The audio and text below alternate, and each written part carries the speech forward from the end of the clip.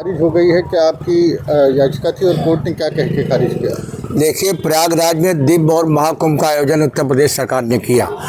कई करोड़ रुपया उन्होंने एलोकेट किया ताकि यहाँ पे कोई गड़बड़ी न होने पाए, लेकिन महाकुंभ के दौरान तमाम प्रकार की गड़बड़ियाँ हुई।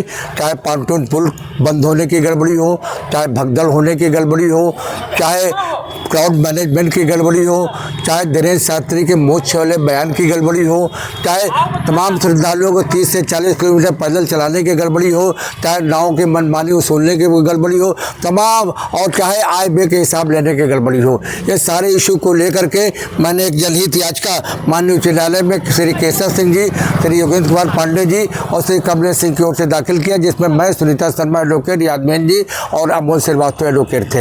इस पर हमने सारी बातें कही कि हम कहा देखिए, पांटून पुल अधिकतर बंद था, केवल 2 ही पांटून पुल थे और उसका न खोले जाने का सिर्फ एक कारण था कि साखों की लकड़ी न लग करके उसमें पीपल की लकड़ी लगी हुई थी और क्राउड मैनेजमेंट इस तरह से खराब था, जबकि ऑलरेडी रिंग रोड था, शटल बस थी, शटल बस नहीं ठीक से चलाया गया था, हम 40-50 किलोमीटर लोग पैदल चले गए, नाव डूब गई, नाव पे मनमानी वसूली हुई, तमाम पैसे उसका हिसाब ये सब होना चाहिए, सारी चीज़ें।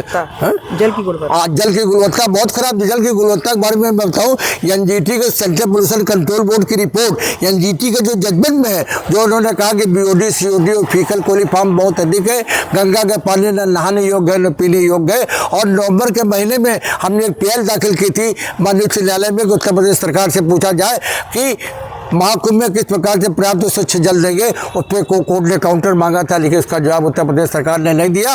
और हेतापट्टी और सदाफल आश्रम के आसपास बहुत गंदा पानी था, नहाने योग्य नहीं था। और कुंभ मेले में जो तमाम लोग मरे उसकी रिपोर्ट आज तक नहीं आई, न उनको कोई सुविधा दी गई। सारी इशू लेकर हम लोगों ने किया था।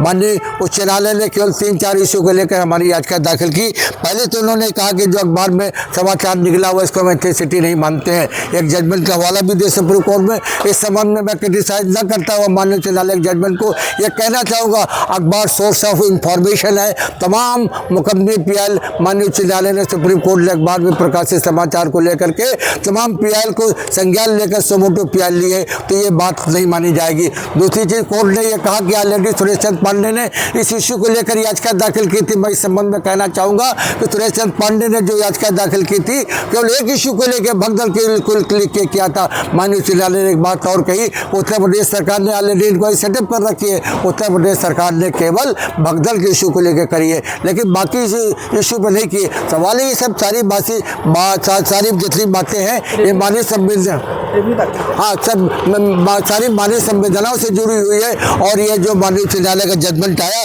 बहुत तर्कपूर्ण मैं नहीं कह सकता हूँ, इससे हम सेटिस्फाइड भी नहीं है, संतुष्ट भी नहीं है। इसको लेकर के हमारे अधिवक्ता बंधुओं में और पिटिशनर के बीच में वार्ता हुई कि हम लोग इस आदेश को माननीय उच्च न्यायालय में रिव्यू ऑब्लिक रिकॉल एप्लीकेशन के माध्यम से चैलेंज करेंगे और सारी इशू जो लेफ्ट हो गई है जिसमें माननीय उच्च न्यायालय ने कोई फाइंडिंग नहीं दी है उस पर चर्चा करेंगे।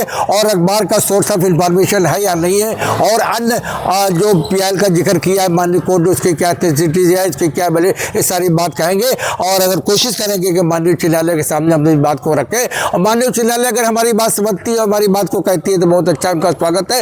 और अगर कोई बात इधर उधर होती है, मान लीजिए माननीय उच्च न्यायालय हमारी बात को नहीं सुनती है, तो हमारे लिए सुप्रीम कोर्ट का रास्ता खुला हुआ है। मैं सुप्रीम कोर्ट भी जाऊंगा। मैं आपको समझ बताना चाहूँगा कि माननीय सुप्रीम कोर्ट में भी ऑलरेडी एक याचिका इसको लेकर दाखिल हुई थी, जिसमें माननीय सुप्रीम कोर्ट ने कहा था कि आप पहले इलाहाबाद हाई कोर्ट में जाइए। इलाहाबाद हाई कोर्ट में याचिका दाखिल हुई, लेकिन इस तरीके से याचिका खारिज की गई। मैं कतई और पिटिशनर्स और उनके अधिवक्ता कतई संतुष्ट नहीं है। मैं किसी प्रकार का आलोचना नहीं करना चाहता। मैं माननीय उच्च न्यायालय का आदेश का सम्मान करना चाहता हूँ, योगी जी का सम्मान करना चाहता हूँ, लेकिन अधिकारियों के आपस में तालमेल न होने के कारण ये तमाम सारी गड़बड़ियाँ रही, जिसके लिए यहाँ के अधिकारी सारे इसके दोषी हैं, सारे इसके जिम्मेदार हैं। मैं विजय चंद्र श्रीवास्तव एडवोकेट जनहित याचिका देवता हूँ।